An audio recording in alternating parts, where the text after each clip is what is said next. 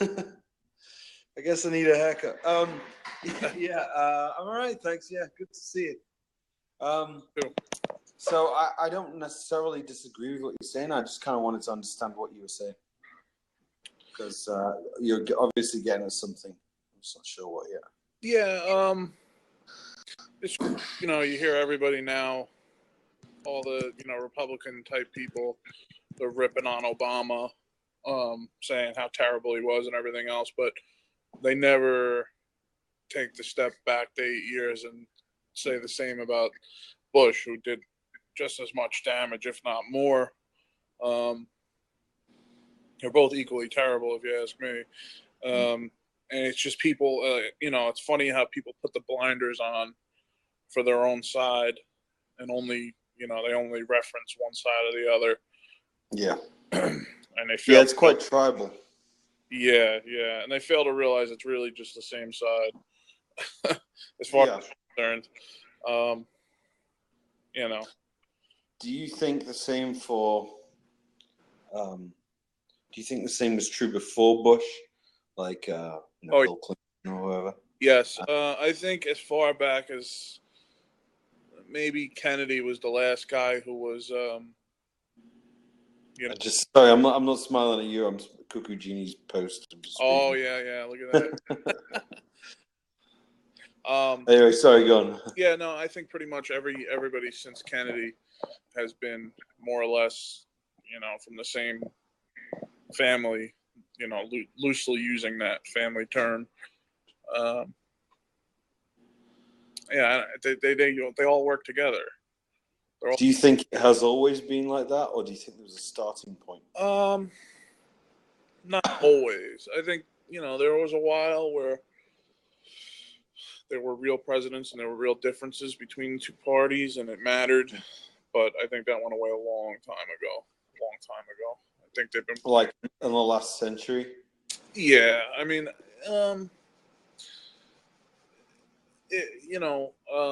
since the Federal Reserve came into action, basically, I would say, since then, I'd say every one of them has been working for the same team, except Kennedy, and that's about it. Didn't work out so well. What's that? JFK didn't work out so well in the end. Exactly. Well, there's a reason for that. Yeah, that's true. Yeah. I just find it hard to understand how people get so blinded by it, and they only, they pick and choose sides and they take their little pot shots, but they never talk about their own guys that they voted for. No, they don't. 8 years ago, they just forget about that whole time, and now it was exactly the same as this time. Do you think that?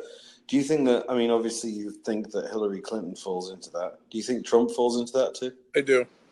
I definitely do, and it's kind of like a two-parter with him. I think he falls into that, and all this right now is just a whole lot of bluster and nonsense. Or he doesn't fall into that, and that's, for him, it's almost scarier, because if he's not in there and he's really going to do some of this stuff, he's got the right, maybe, what's the word I'm looking for? He's got the charisma, influence, something like that. No. What he wants, if he really does want this, which I don't believe he does, but if he really wants what he's talking about, he's got the right idea. But the way he's going to go about doing it and all the crazy ideas that he has to go along with it are way scarier than we have now. As bad as it is now. Like what? Like building the wall? You think it's scary? Like that type of stuff. Like the really crazy nationalist, cut yourself off type of stuff. And, I highly doubt, he's just saying what everybody wants to hear. He's not stupid. He's getting everybody riled up, and they're all going to vote him in, and then he'll just fall right into line with the rest of them. Yeah, it's absolutely true that he's freestyling and saying whatever comes to mind. I don't think he's necessarily going to do everything he says, but like the whole, I don't know. I really don't think most of what he says is that bad. I really don't. I think most of it is, maybe it's just the delivery, but I just don't. A lot I of it is, feel like a lot of it gets just blown out of proportion. They just, I guess someone said that really what's happening with the news is they're just putting his statements in context. But they do a little more than that. They do imply that he meant something that he may have meant or he may not have meant in a lot of cases. I think you're right. He says some things that are not completely outlandish, but he does have a lot of undertones that are a little scary to me, and he does say some things that are just. He has some qualities of like a really kooky guy, like a guy who's not living fully in the real world. Like he thinks he's some kind of god king. You know what I mean? Like he could do anything, and he'll say it, and it'll be, and that's a little crazy because we all know that's not how it works. And when you get a guy in power who's like that, if he really thinks that, things could get really crazy really fast. If stuff's not going his way, Yeah. So, by the way, I like what Cuckoo Genie wrote about isolationism. Combined with good and fair community outside equals prosperity. That's pretty cool. No, what I was going to say was that I think Gary Johnson was on either Adam Carolla or Joe Rogan's podcast. I'm not sure which one it was. He was on both, but I'm not sure where he said it. But he was saying, someone asked him what is the best form of government, in his opinion. And he said it would be libertarian or like almost no government for like many years, maybe like, I think he said 20 years, and then a benevolent dictator to fix all fuck ups, and then back to the beginning of that, like in the beginning of that statement, I was like, oh, okay, this guy, how about this guy? And then he went full crazy on me. Well, Gary Johnson's, he's running for libertarian, right? So, I just think that his point was that, like, once in a while, a little bit of strongman-ish stuff is not too bad as long as it doesn't go on for too long. So I am like, I would normally be very against any form of centralized power, which Trump is obviously very pro-centralized power. He wants everything under his control, right? I normally would be very against that. But then based on what Gary Johnson said, maybe he could be a benevolent dictator. They're not usually benevolent, admittedly. It's pretty hard to get benevolent when you have that type of power. Yeah. I don't think it's any different from you or me. I mean, if you put me in that spot, I don't think I'd be that benevolent either, man. I'd be going. But there are examples of beloved authoritarians, aren't there? Like, for example, the King of Thailand is, actually, I don't even really know what the full situation is now, but he is beloved by his people. Is he really? Yeah, from what I can tell, anyway. Whenever I've been there, it seems like he's the king. Yeah, he's the king, and he does seem to have quite a lot of authority. And I'm not familiar with their government. He's like a dictator as a king. He's no. He's not a dictator, but he's like I think the royal family has had a lot of influence on how the country operates, and more than in a lot of countries anyway. Right. More than like where in many countries the king is more or less, like a figurehead or something like that. I don't believe it to be the case in Thailand. Okay. So he has, and his people seem to love him. I think mainly because my impression is that the politicians are not beloved. It's like the politicians. No, does that they speak up against him? They'll have problems there, or no? I don't really know. I'm probably speaking out of turn a little bit on some of this stuff, but I think one of the arguments for a monarchy is that it is a check against the reckless nature of politicians and the greedy nature of politicians. Yeah. This is someone who's already extremely wealthy. They don't need it. Their job is to only basically do nothing except just nod their head and approve until such a time arrives when government becomes unstable or really needs sorting out, and then right. the king or queen will And I think that's true in a lot of cases, but I think the only problem with that is how do we pick who has the royal blood, the monarch? Where does I think that's the trouble with getting a benevolent dictator or benevolent monarch. It's a really I think that's why Gary Johnson said it, because he was kind of making the point that if you could get that kind of people love Kim Jong Un. Yeah. If you could get that kind of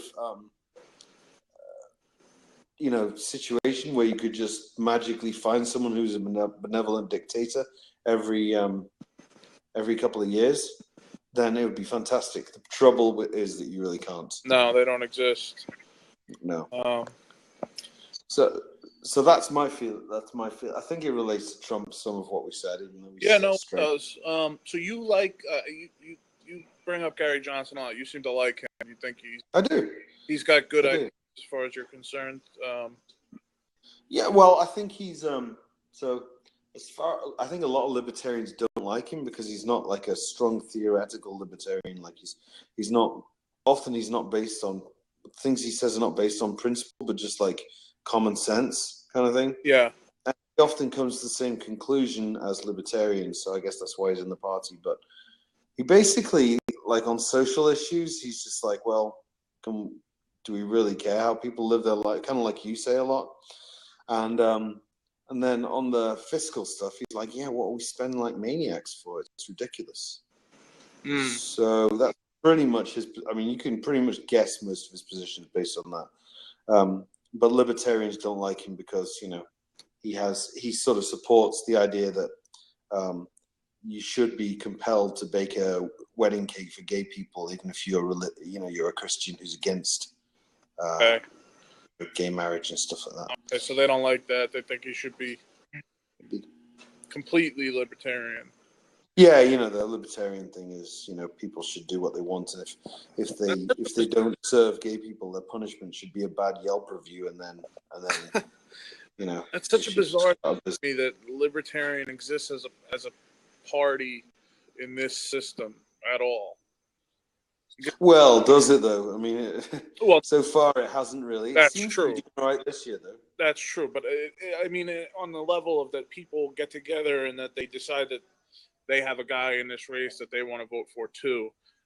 And to me, if you're really a libertarian, you're thinking on that level, you know better than to get involved in this whole thing. That's the way I see it, because you know that there's not enough people out there who are gonna be with you to get that person in. Yeah. And you also know that even if by some crazy, like remember when the whole Tea Party thing happened and everyone was all about it for a little while. If the Libertarian Party ever got that type of bump and everybody got really into it and they started getting a guy in position where he was going to make a run like Trump. And he was really a guy who was really for those policies and that idea. That guy's not going to be there very long, man. Well, that was Rand Paul, wasn't it? I mean, Rand Paul was the darling of the Tea Party, and the Tea Party became a mixture of other stuff that wasn't strictly libertarian. And everyone thought Rand Paul was going to have a great year in this election cycle, but didn't materialize, did it? Because Trump was there, because Trump took a lot of the attention. So, Cookie Genie said Ron Paul's wonderful, but he's a purist. I feel Ron Paul's skill was not politics; it was teaching. He got a lot of people interested in economics and stuff that would never have been interested in that kind of stuff aside from him. I agree. Yeah. So, but back to your point, which was that the system sort of goes on. So, I guess extrapolating, it seems like there's nothing in your view. There's nothing that can be done about the system. It just has to come. I think there's one thing that could be done that it's completely theory and it will never actually happen. So it's kind of silly to even talk about. But I think the one thing that could be done is if you got enough people to stay home that day. If you got the majority to not vote at all, not one way or the other. Now you're always going to have some goofballs who just do it just to do it, and people who are against it. And you're always going to have the older generation of people who can't rationalize not voting. It'll never click with them. But if you ever got enough people, let's say instead of what they get now, which they still get an extremely low number of the population actually does vote. If you look at it objectively, it's not a high number. But let's say we take the number that there is now, which is already fairly low, and we knock 90% off of it. Now, I know that's completely implausible and it'll never happen. But if it did happen, regardless of who won, everybody who's not voting and not participating in this system, okay? If we're talking about, I don't know how many people, I wish I had numbers in front of me of how many people voted in the last presidential election. But let's say out of the 350 or so million people that we have here, let's say 1 million people vote. And that's it. As opposed to the maybe, I don't know, 30 or 40 or 50 that do now. I think that would kind of send a message in a way to the established politicians and to the system in general that you can't just do whatever it is that you always do, because everybody here who didn't put this guy in office, who has no attachment to the system that we have, isn't going to stand for it. They're not going to just let it go. And I know it's kind of like more of like sending a message thing as opposed to really doing something about it. But at least you kind of put them on notice, like, hey, listen, we're not playing this game anymore. And the more times they continue to put in these candidates that nobody, I mean, I know people are all gung-ho about it and they love their guy, whoever they're going to pick in a couple months, they're all about it right now. But the people, they have to know in their heart, they have to realize that this guy is not there for them. He's not there for them. He doesn't care about them. He's not doing anything for them. Yeah. He's not going to make any changes based on them. So if they really know that deep down, the best thing to decide to do is to stay out of the process. And hopefully, if enough people do that, we could maybe actually change the system to something better, closer to a real democracy, not what we have now, which is just the word democracy thrown around. But we don't have a real democracy. It's not what we got. We got a democratic republic, representative government. That's not. I think in another battle, maybe with you, I proposed something I thought would be a nice solution that's a little better than direct democracy and a little better than having representatives. I probably suggested it, so I won't go into that. Cuckoo Genie said the key to stop the New World Order is to audit the Fed and get rid of the FRA Act. I don't know what the FRA Act, Federal Reserve Authorization. And the states must just reject the federal government and break off the union, and states unify on a new constitution centered on the Bill of Rights. That's the answer, gentlemen. That seems like a tough thing to. I don't know what happened. What happened to audit the Fed? I was following it. It went away. It seemed to go away. Yeah, he's probably right. He's got a lot of it right, especially about the Federal Reserve. He's a smart guy. All this money that we apparently owe to nobody, that all starts because of the Federal Reserve Bank and how they loan us our money to use. That's how it works. Every dollar that we get put into circulation is already owed interest on. Therefore, we could never be out of debt under that system. It's not possible. No. So, not even desirable for a lot of people. What's that? It's not even desirable for a lot. That's the point. Yes, that's it. Me and you get to foot the bill for the debt, not them. they're the ones that collect. So, that's the real base of the problem. That's why they're all playing for the same team, because all the money is going to that team, and there's only a couple people on it. But as far as the states' rights and the Bill of Rights, you probably hear me get into it with a lot of people about rights. It's rights versus privileges, right? Yeah, and I always reference George Carlin. We either have unlimited rights or we have no rights at all. That's how I see it, and I like to think that we have unlimited rights. I can do whatever I want. I can do please, and then other people can work out their consequences for me. But I don't think that should be controlled by the state. That's where it goes. No. Well, you don't think the rights should be controlled by the state? Right. I think I could do whatever the hell I want. But then if people don't like what I'm doing, they can alter my behavior, and they will. And that's always happened naturally throughout history until the past maybe couple hundred years. All throughout Europe or even here, when it was just native peoples here, there was no government. There was just everybody did what they're supposed to do, and if they did. Sorry, I missed you on that past sentence because you started freezing. What's that? 2 sentences or something. Oh. This is my bad connection. This may be a bad connection. A little bit, yeah. You dropped off for a second there. Now I got you. Yeah, there's a bad connection somewhere. I'm not sure if it's you or me, but I'm moving to another room. Okay. So, sorry. Go back like 2-3 sentences because okay. I was saying, I can hear you. I was basically saying, for a very long time in human history, there wasn't any need for an official government, really. They had people in place that they were the tribal leaders or whatever you want to call them. And the groups of people were much smaller, so it was easier to figure out. But in reality, everybody just did what they wanted to do. And if they were out of line, the other regular people let them know quickly. I mean, I kind of am with you on that, but I think also there are constraint Hammurabi code. Don't know what that means. Okay. So there are some limitations on the brain, aren't there? Like how many friends you can have? What is it, like 150 or something like that? You're supposed to know in your life. Mm-hmm.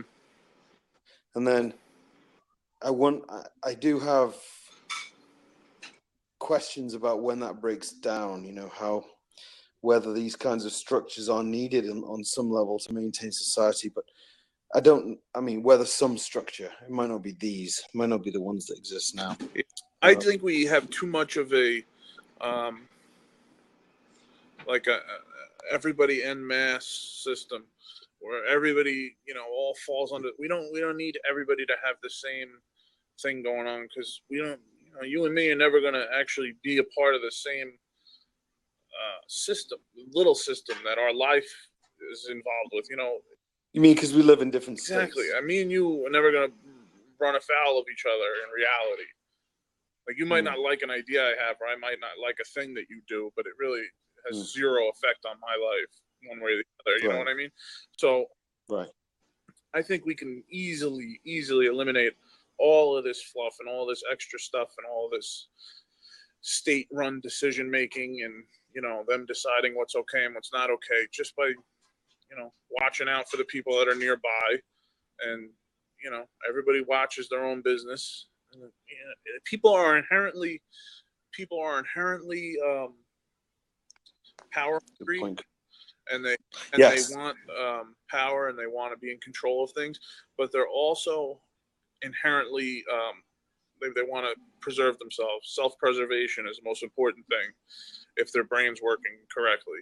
And therefore, if they know that self-preservation dictates that they act a certain way and that they do certain things and don't do other things, they'll act that way. That's the way it always was. People weren't just going flying off the handle doing crazy things because they knew the other people on the same level as them, their own peers, nobody above them, no government, their own peers wouldn't allow it. They wouldn't stand for it. I don't think it needs to get that much further past that.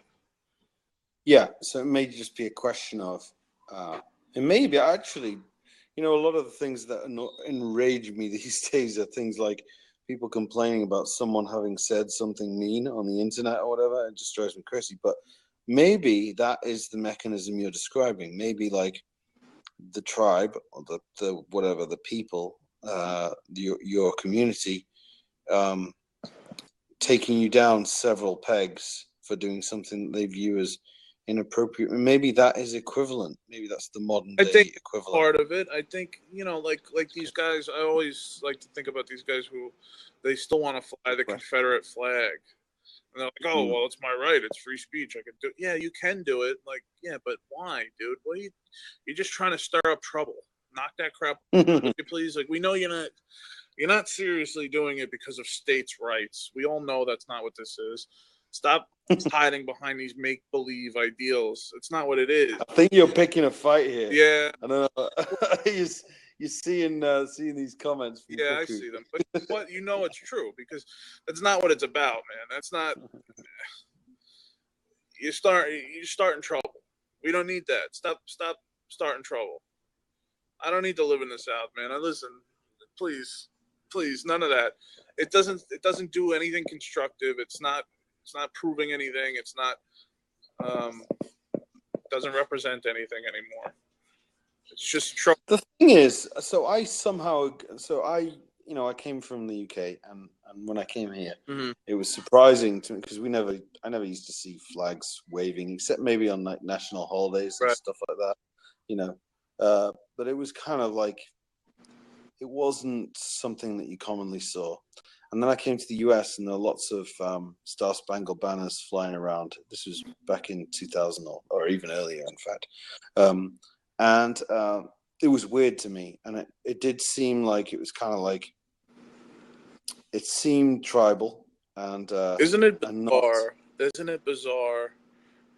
But I have it. So there's a little more to my point. Okay. But I also think there's something in our mind that requires us to have some sort of cohesion. If we don't, we want to seek an identity, and it could be an American or a Brit, or it could be, like some political, like Democrat, Republican, or it could be like I'm a victim, I'm a victim of the system, or like it could be, whatever it may be.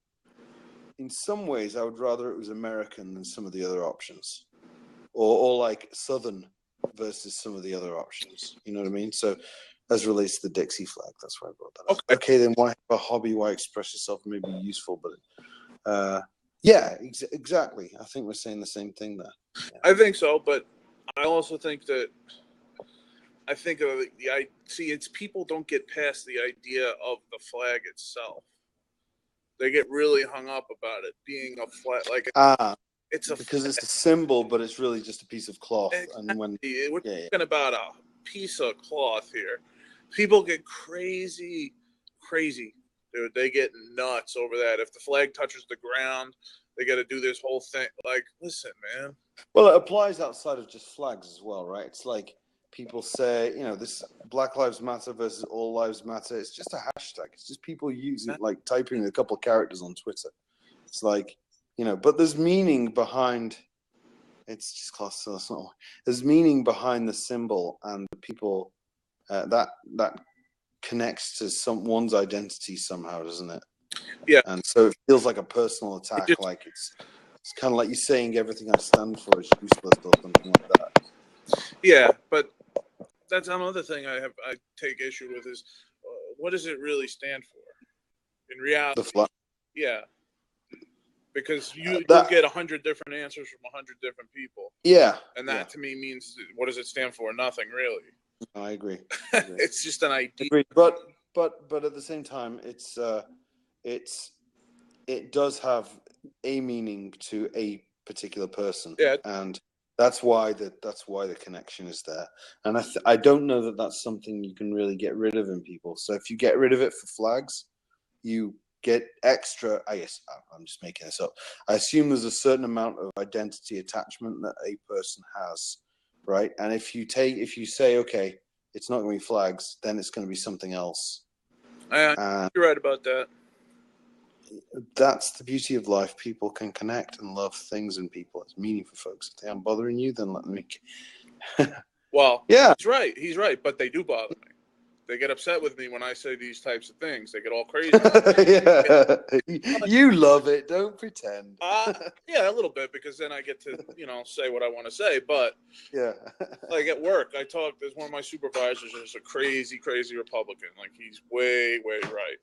And the other day he mentioned, he's like, "Did you see the Democratic National Convention?" I'm like, yeah, I saw part of it. He's like, "Not one flag on that stage, not one flag." I'm like, dude, so what? And he's, "Oh, what are you, a communist? Oh, there's no flag." Oh. What does it mean? It means nothing. It's totally meaningless. It has no real effect on anything.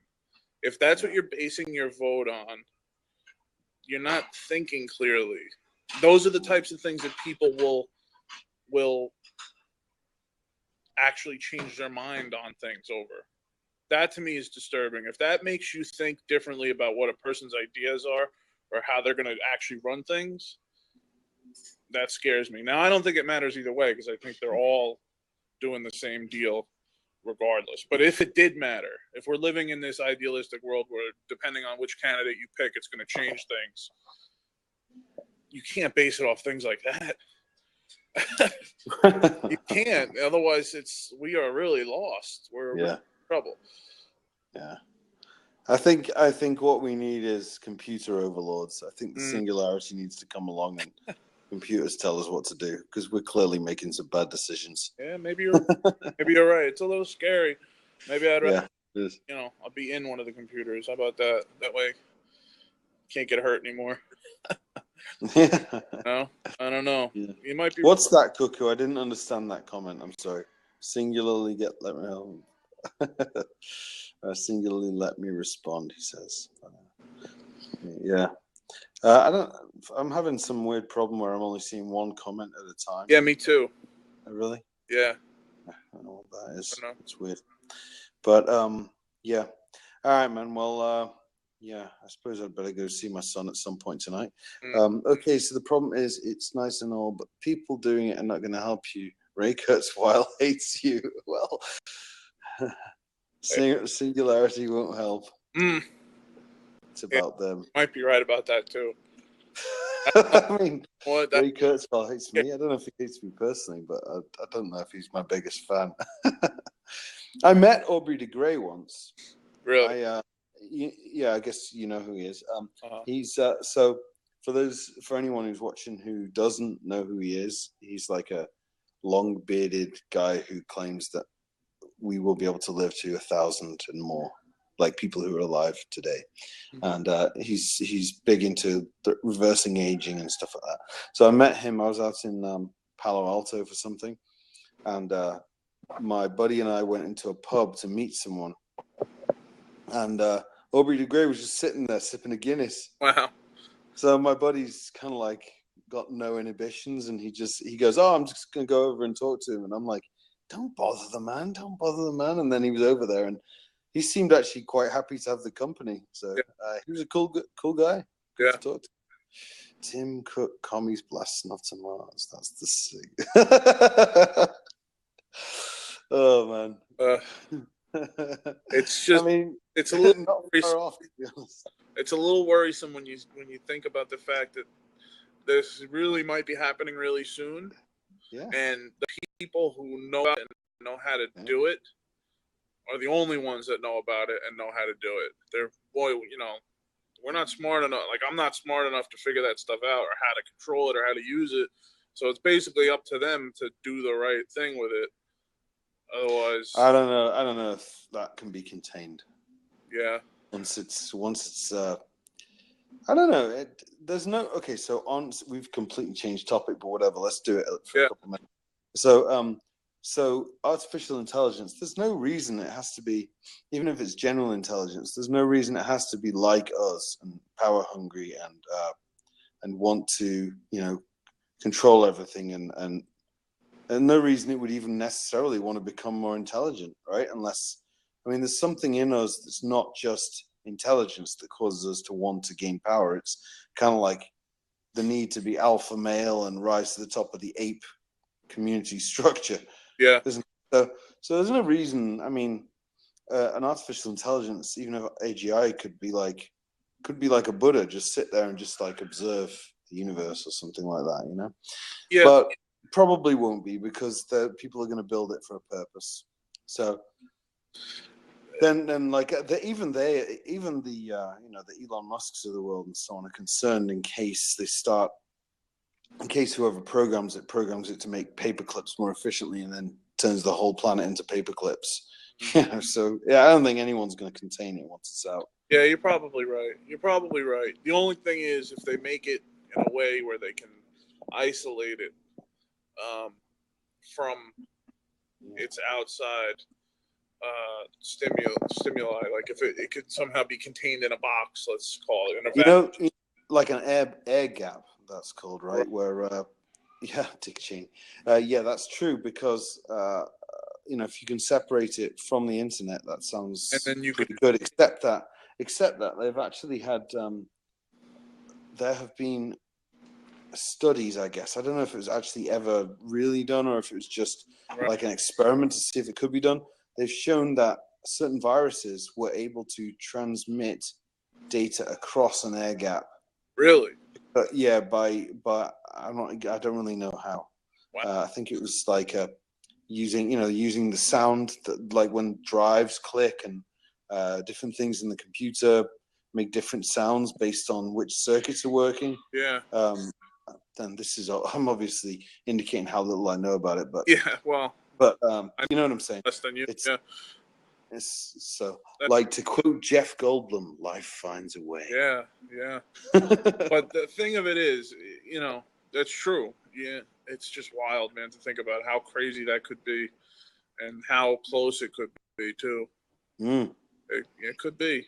I almost hope it is, because you know what? One way or the other, if it's the scary, terrible one, as bad as it might be, I still kind of want to see it. Yeah, you know, so I have this argument, which is that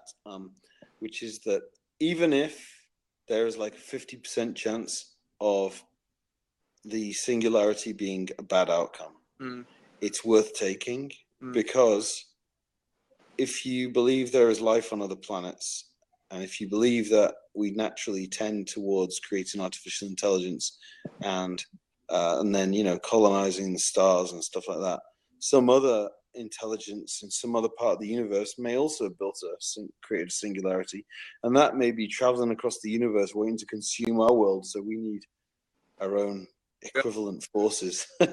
Yeah, I could see that. I mean, I've always had this thing. I don't know. It's funny. It seems weird, but ever since I was a kid, I always had this thought in my head that, like, I'm not dying, no matter what. It's just not going to happen to me. Stupid, but this could be the way that actually happens, man. If they come up with this type of stuff, and they can somehow upload you or whatever they're going to do, however it's going to work, that would be pretty wild, and that would be pretty good for everybody. Yeah. But the other side of the coin is, if it goes bad and it takes over everything, and it's going to destroy us in a way. To me, if I'm going to go, I'd rather go that way and see the craziest event in human history, you know, than something that we just dopily do to ourselves. I mean, this would still be doing it to ourselves, but on a different. At least it'd be worth watching with some popcorn in your hand. Right, it would be like a movie. Like it would be kind of. At least I get to see it.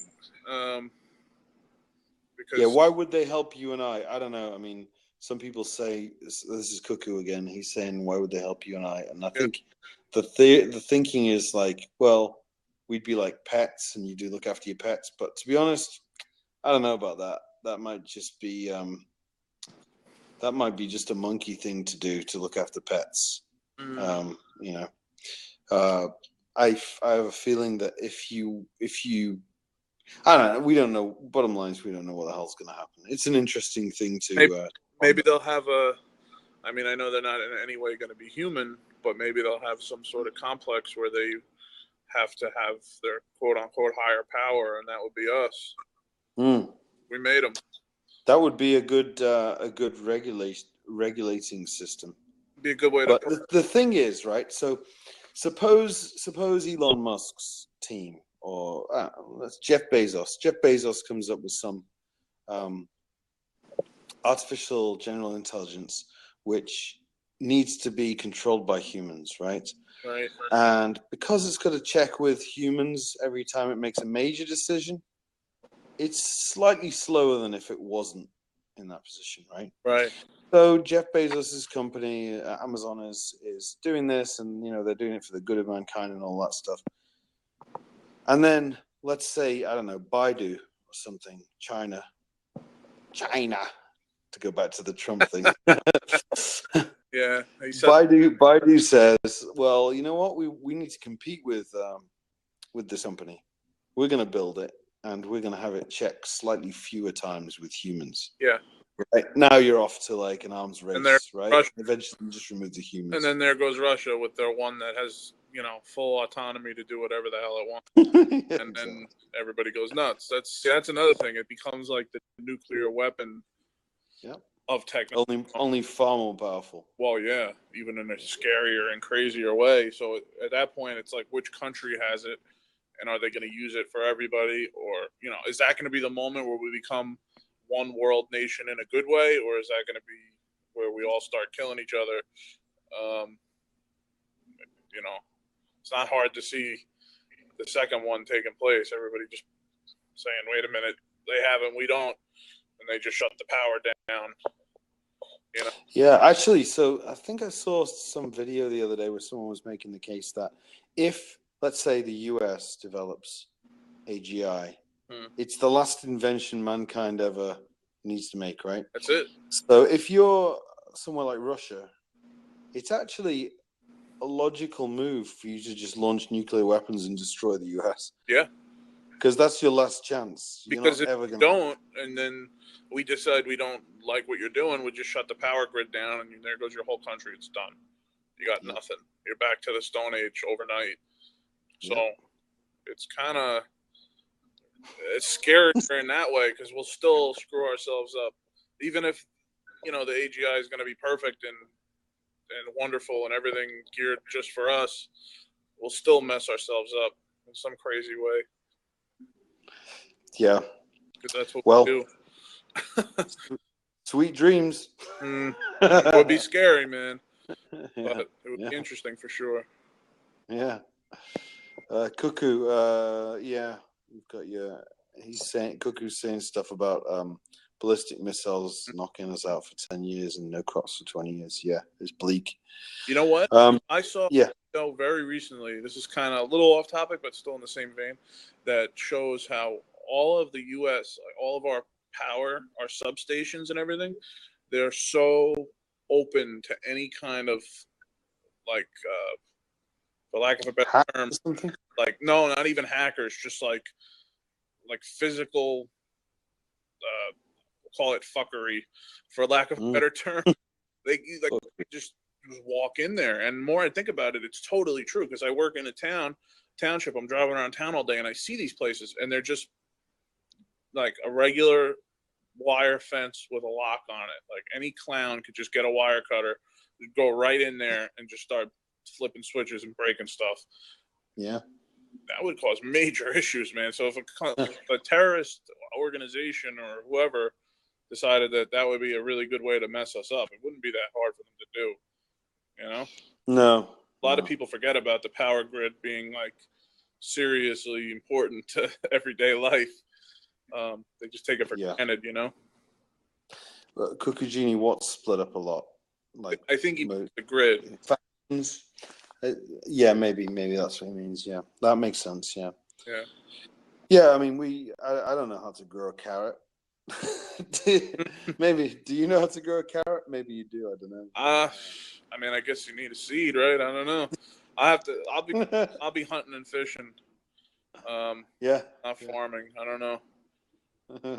But I'll be hunting the greatest prey, man. Yeah, Only joking. Anyone who's watching. Grows peach, Cuckoo Genie grows peaches in pears and corn. Oh, that's cool. That's cool, man. Good. Yeah, preparedness. All right, my friend. I'm going to log off for tonight. All right. I am going to go play with my son before he falls asleep. Have a good one, man. Pleasure talking with you, and Cuckoo Genie and whoever else may be in the audience, but I can't see them for some reason. Holla. See ya. See you guys. Bye.